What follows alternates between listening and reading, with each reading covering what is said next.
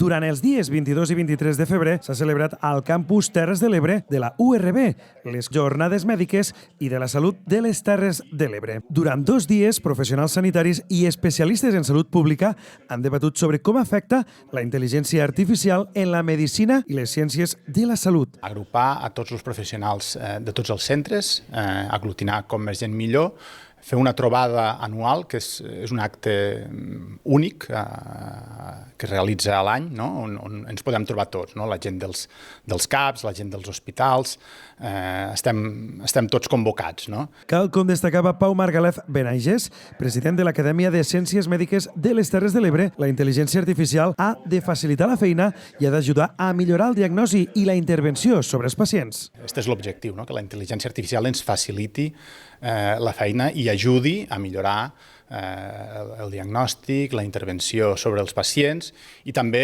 organitzar-nos la feina, no? D'alguna manera, als professionals que ens hi dediquem.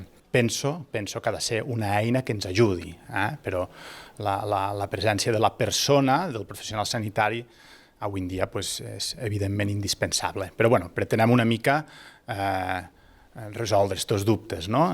Evidentment, nosaltres també necessitem moltes respostes. Des de l'Ajuntament de Tortosa, Mar Lleixà, primera tinent d'alcalde, valorava positivament la ferma trajectòria de les jornades, així com destacava la temàtica d'aquesta edició. Sobretot esta felicitació, 40 anys ja significa moltes coses, este grau ja, podem dir-ho així, de maduresa. Agrair esta temàtica escollida per aquest any al voltant de la intel·ligència artificial, una temàtica de plena actualitat en molts de reptes de present i de futur. Ho diem també, la intel·ligència artificial ens pot ajudar, és un facilitador, però que ens pot també ajudar a fer i a oferir una atenció més centrada a la persona, més humana, però evidentment en esta part que sempre hem de posar els professionals de salut i evidentment m'incloc, me sento molt identificada per fer-la encara més humana. Per al campus Terres de l'Ebre, tal com deia el seu director, Xavier Ferrer, era un plaer rebre les jornades mèdiques i abordava de manera positiva la temàtica d'aquest any.